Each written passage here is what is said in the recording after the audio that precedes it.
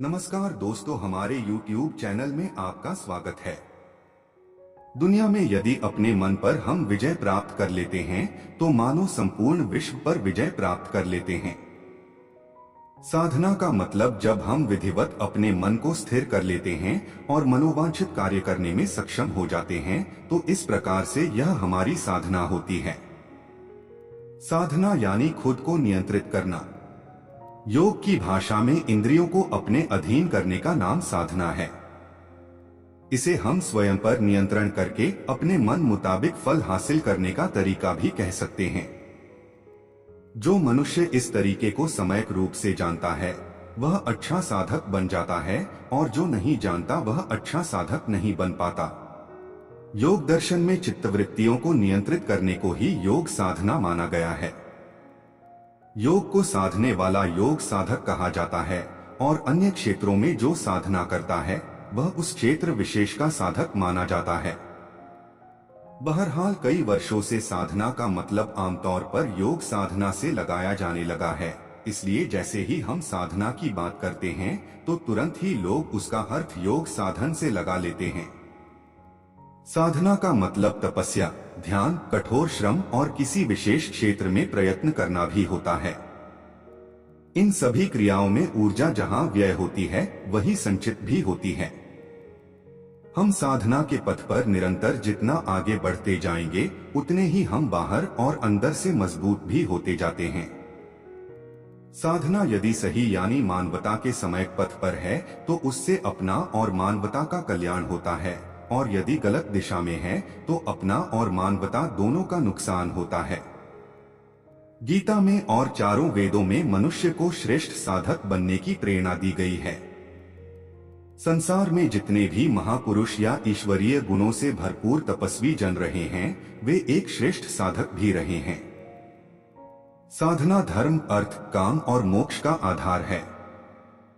परमात्मा से साक्षात्कार हो, समाज सुधार हो, साहित्य सृजन हो या फिर समाज को बेहतर रास्ते पर ले चलने का संकल्प हो, ये सभी कार्य साधना से ही पूरे होते हैं। जब साधना के बारे में लोगों को सम्यक तरीके से मालूम हो जाएगा तब जीवन का मूल उद्देश्य भी मालूम हो जाएगा।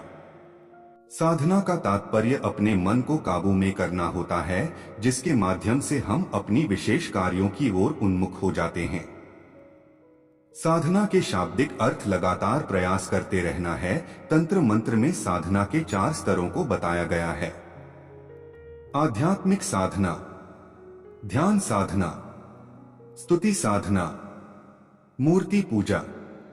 इन साधनों के माध्यम से हम कई प्रकार की सिद्धियों को प्राप्त कर लेते हैं। आध्यात्मिक साधना क्या है? आध्यात्मिक साधना का मतलब है कि व्यक्ति को अपने जीवन में ऐसे परिवर्तन करना है जिससे वह संपूर्ण सत्य को जाने और ईश्वर के तुल्य बनने में समर्थ हो जाता है। आध्यात्मिक साधना मूल उद्देश्य है कि व्यक्ति का संपूर्ण शरीर या एक एक अंग ईश्वर की प्राप्ति करें या उसके तुल्य हो जाए। आध्यात्मिक साधना ज्ञान मार्ग, कर्म मार्ग, भक्ति मार्ग में बांटी गई है। ज्ञान मार्ग क्या है?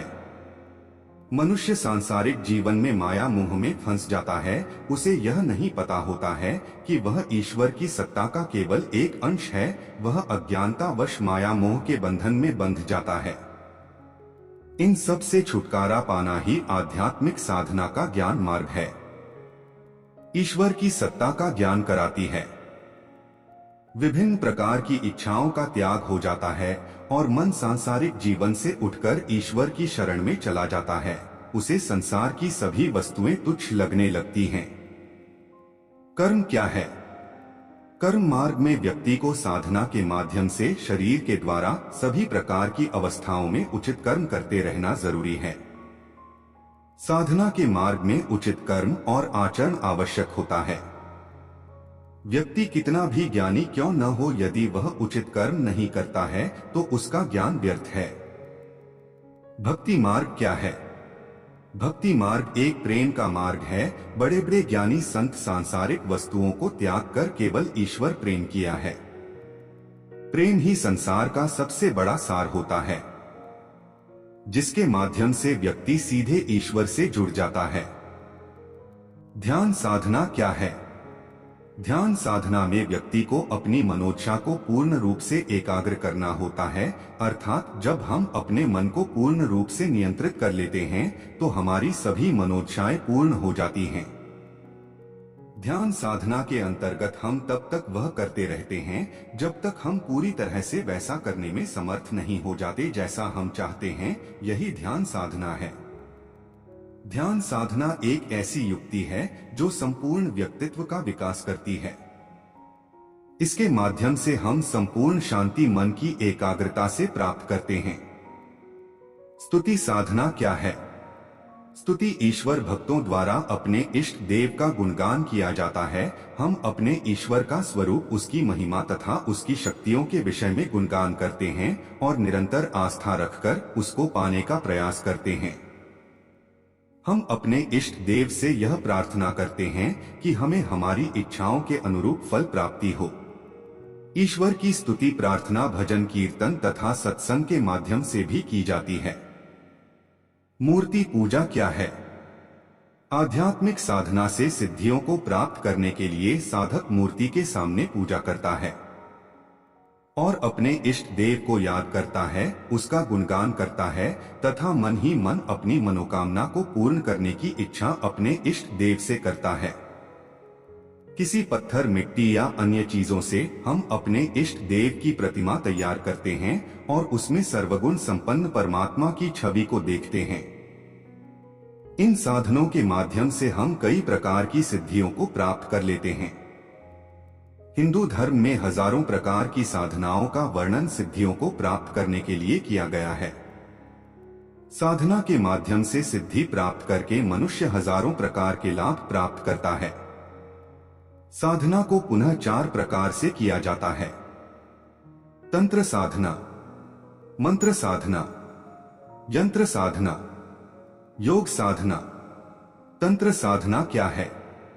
तंत्र साधना से व्यक्ति अपने अंदर कई तरह की रहस्यमयी शक्तियों को जान सकता है और आत्म शक्ति का विकास करता है। तंत्र साधना एक प्रकार की रहस्यमयी साधना होती है। मंत्र साधना क्या है?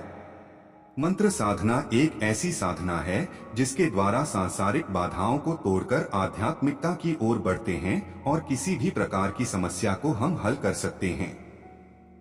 मंत्रों का जाप करके अपने अंदर के समस्त विकारों को निकाल देते हैं और मन मस्तिष्क में एक नई ऊर्जा का संचार होता है।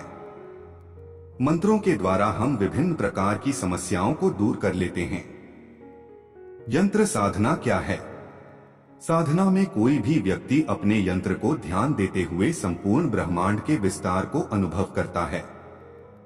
जब वह पूर्ण रूप से उसी में लिप्त हो जाता है तो उसे ब्रह्मांड और स्वयं का अर्थात लोक परलोक या लौकिक पारलौकिक में अंतर नहीं दिखाई देता है। योग साधना क्या है? योग साधना एक ऐसी साधना है जिसके माध्यम से हम आत्मज्ञ बनते हैं। यह साधना पूर्ण रूप से संयमित होकर करने से विभिन्न प्रकार की सत्यता का ज्ञान होता है। योग साधना जीवन को सुख, शांति और आनंद देती है। आत्मा और परमात्मा से मिलन करने का एक माध्यम होता है। योग से ही हमारा शरीर स्वस्थ और निरोगी होता है और शरीर में नई ऊर्जा का संचार होता रहता है। वीडियो पूरा देखने के लिए आपका धन्यवाद। हम ऐसे वीडियो रोज लाते रहेंगे, तो वीडियो को लाइक करके चैनल को सब्सक्राइब करें।